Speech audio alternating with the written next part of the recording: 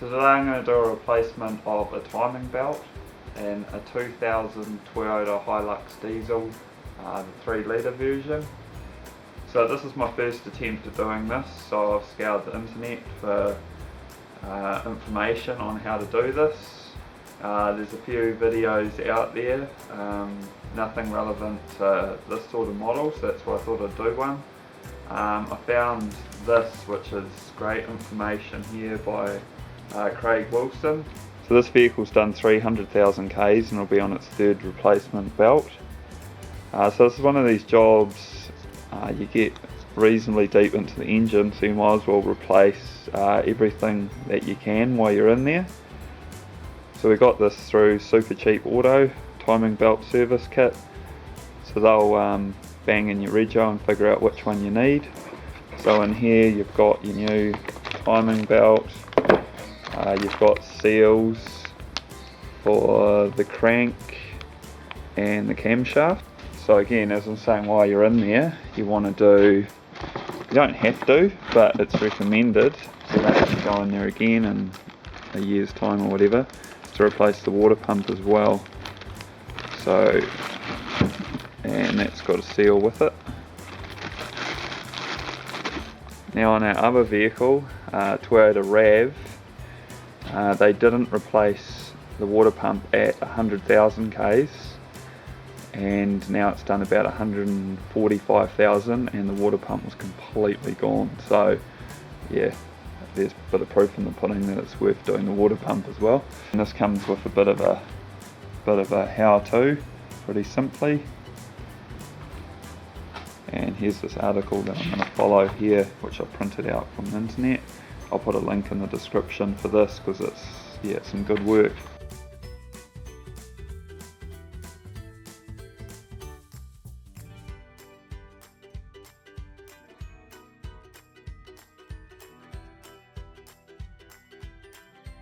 So we're under the vehicle here, so you need to remove this bash plate, which has got 4 bolts to get to the radiator drain.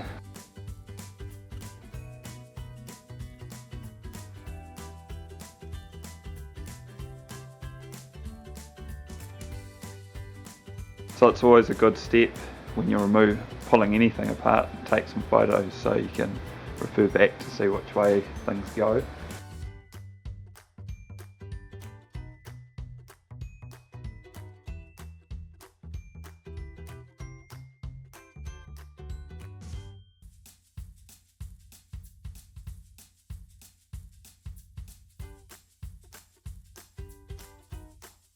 So underneath the vehicle on the passenger's side, we're looking at the power steering pump, and you just need to undo, there's 2 bolts there, just need to undo that top one so you can push this over, and then you can remove this belt here.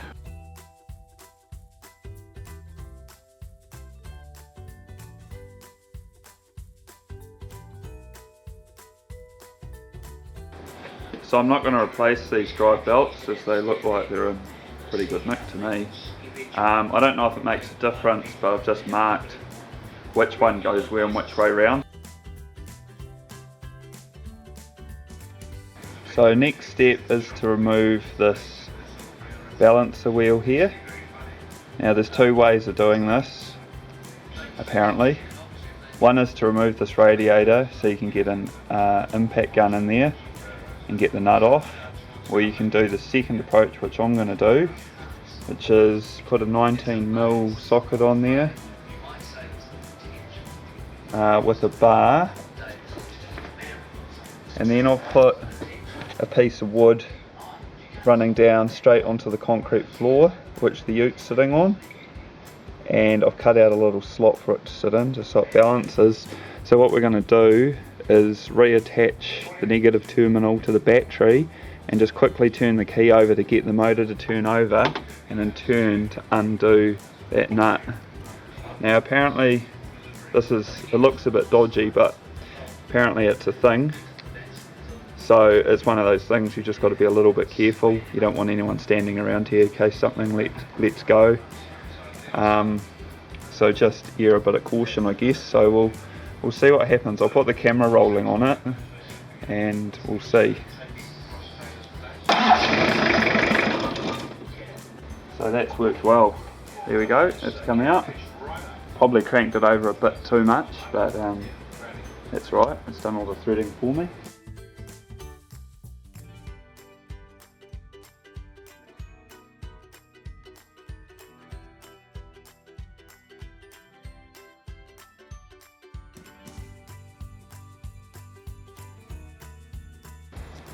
So I've got this harmonic balancer puller here, but we've struck a bit of a problem.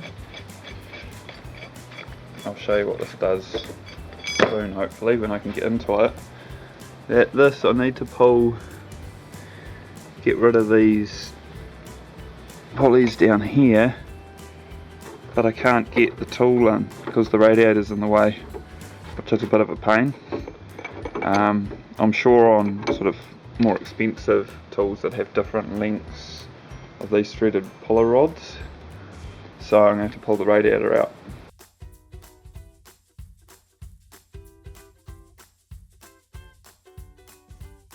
So now I've got the radiator out, I can get this harmonic balancer tool in here.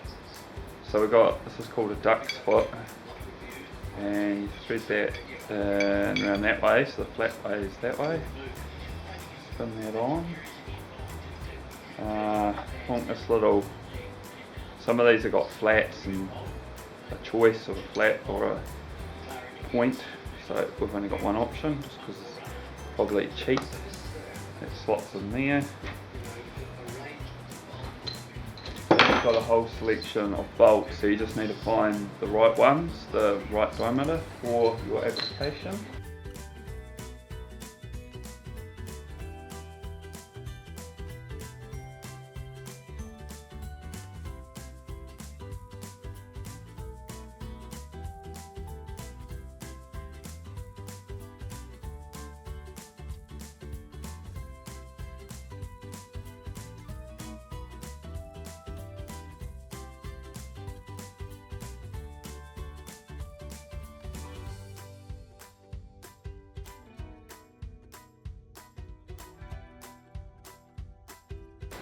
So now it's time to just evaluate and just see if there's any oil or anything real unusual floating around. Have a bit of an inspection.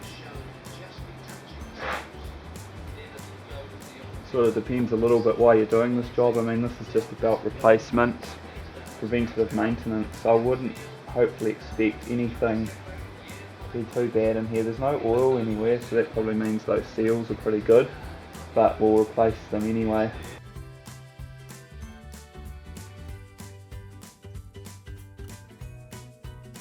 So I need to get this white mark to here, but unfortunately it's just on this side clockwise, so I need to turn the engine around almost all the way around. But if you turn that clockwise, there's too much compression to push that around. So what I'm going to do is just turn the engine over really quickly and see if we can get that to line up about there.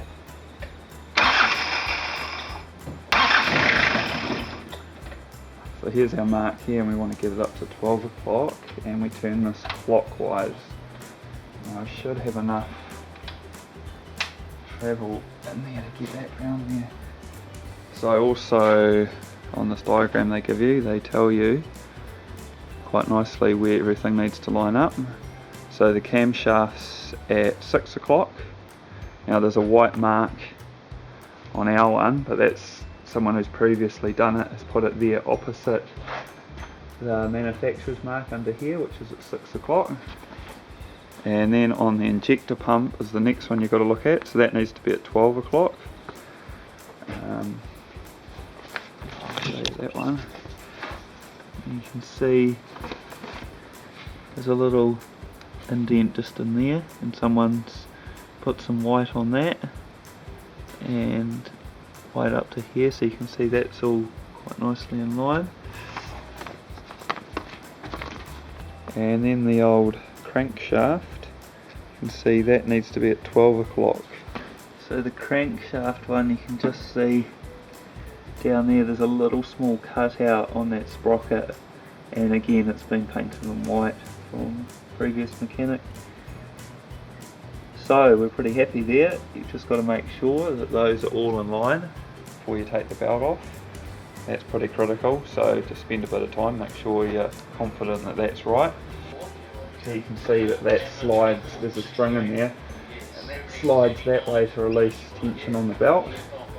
So before I took this off, I just, because I haven't done it before, just checked to feel what the tension's like, so I can replicate that when I put the new belt on. And now's a good time, if you are going to reuse this belt, is to mark which way round it's going, so you keep the belt going the same way when you put it back on, because if you put it back round the wrong way, it can cause damage and your belt could snap, and you don't want to go there. Now this belt should just come off. You can see, you can't really tell if that's worn or new or what's going on, but it's done 100,000 Ks, so time to go. So when you take the belt off, the injection pump pulley tends to just pull over to the left there, where the others are still lined up. This isn't a big drama, don't worry about that, that'll get sorted later when the belt goes back on. I've just removed the 2 bolts for the tensioner, so that sits up there, and you can see there's a spring on there, so just be careful of that. That's what provides some of the tension. So this is the water pump, and if you're going to replace this, now's the time to get rid of that. So you want to get a bucket under there to catch any remaining water in the system. And you can see we've put a lot of work in to get this far. You might as well replace the pump. It's probably a good time just before the shop's closed, make sure you've got the right component on here.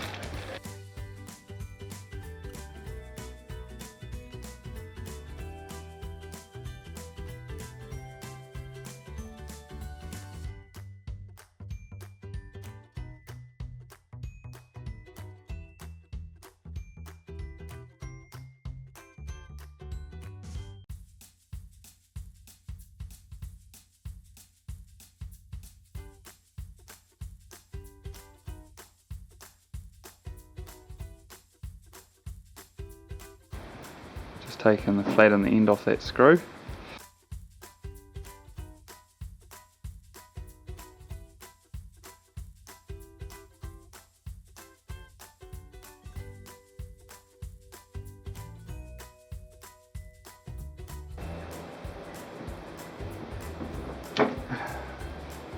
Bingo. Out it comes. Good trick.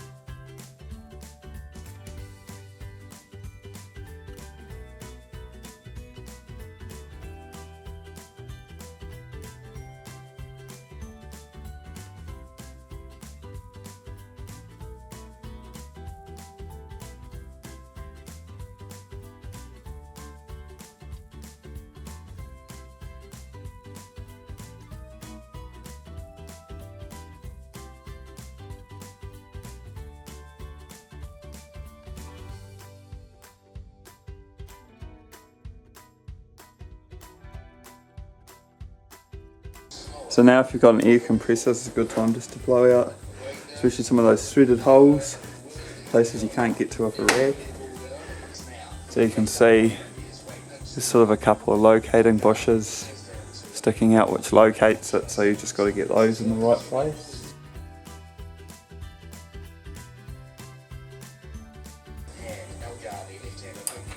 So in the instructions I've seen, it's used as well as this gasket, it's used a gasket sealer that doesn't harden as well.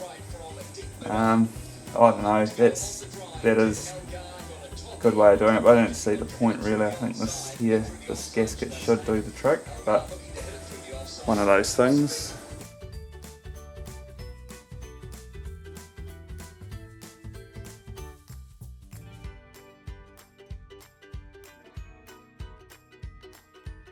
So now it's time to put the cam pulley back on. There's this little woodruff key that you need to pop back in and not lose.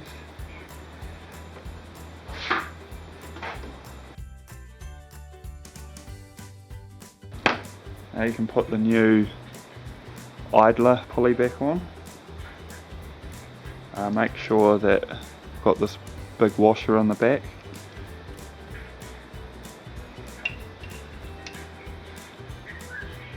So just to remember that I haven't put that, tighten that bolt right up, which is real easy to forget later on.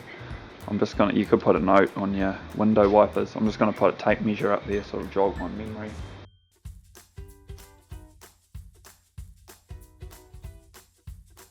So before you put the belt back on, you just want to check all your alignment marks are all back as they should be.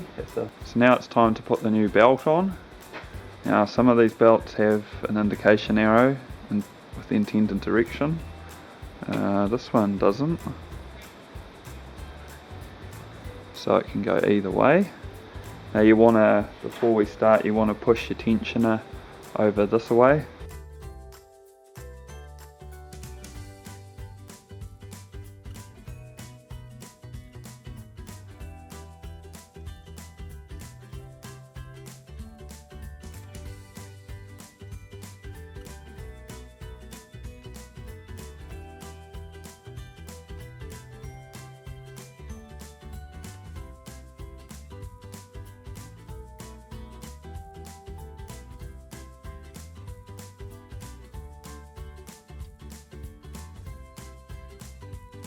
So that one lines up, that one lines up, but the camshaft doesn't. You can see that. So time to readjust.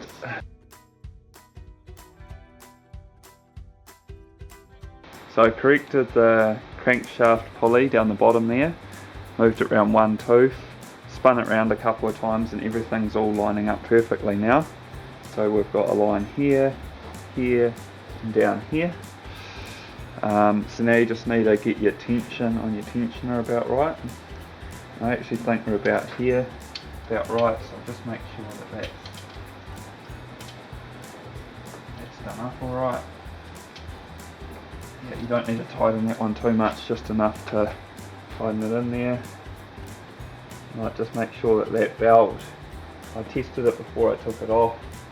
They say you get the longest part of the belt, and you should almost be able to twist it around 90 degrees, which I can't really, probably about 45 or 10 mils, which is probably what it's doing. I think it's pretty similar to how it was. They say if you get it too tight, it can create a bit of a noise, and obviously too loose and it could skip teeth, which would be catastrophic. So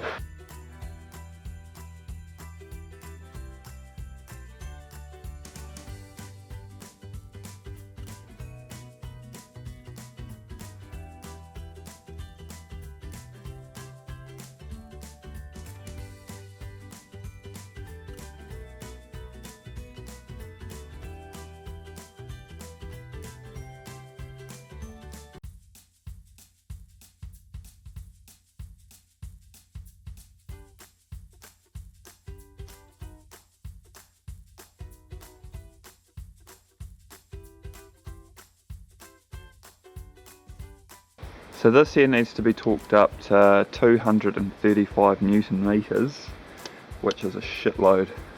And of course when you spin this, get a little bit of pressure on there, it spins because the engine spins. So we need to lock that out. Now there's a few methods to do this. One, you can put the vehicle, if you've got a manual, into high gear, chock all the wheels, pull the handbrake on as hard as you can, and give it a crank up, but I see that as stressing stressing the engine a bit, stressing the running gear a bit, so I'm going to try a different method to that.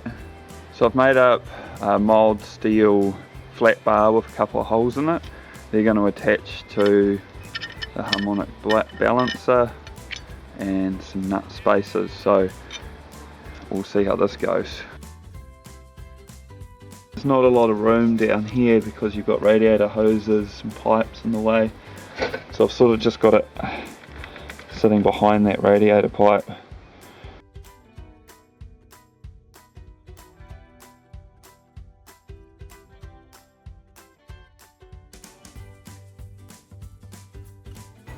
So you could get a rattle gun in there. Probably going to struggle for room though in this model, and do it up that way as well.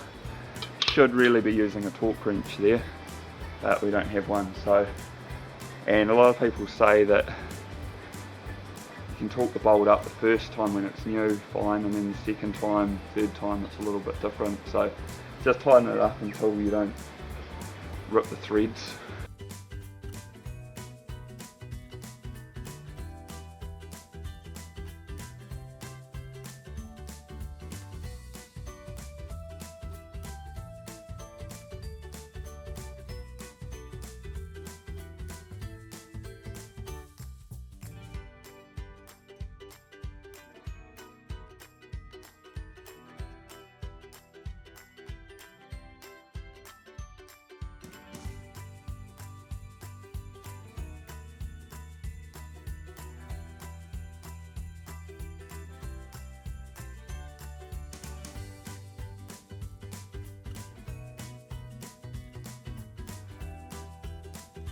So I just learned that you want to fit this fan shroud and the fan kind of all at the same time. It makes it a lot easier. I managed to get the fan in by just unmounting the battery and slipping it through here.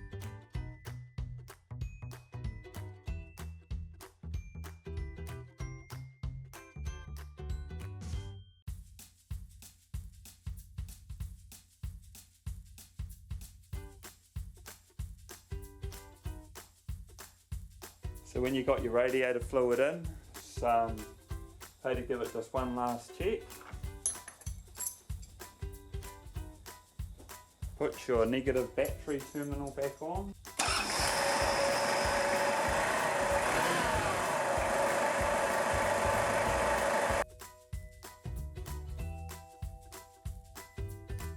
So now you've checked that there's no obvious leaks or anything wrong, or it all sounds good. Now it's time to take it for a drive, warm it up, flick the heater onto full hot. That'll open the thermostat and get the water flowing through.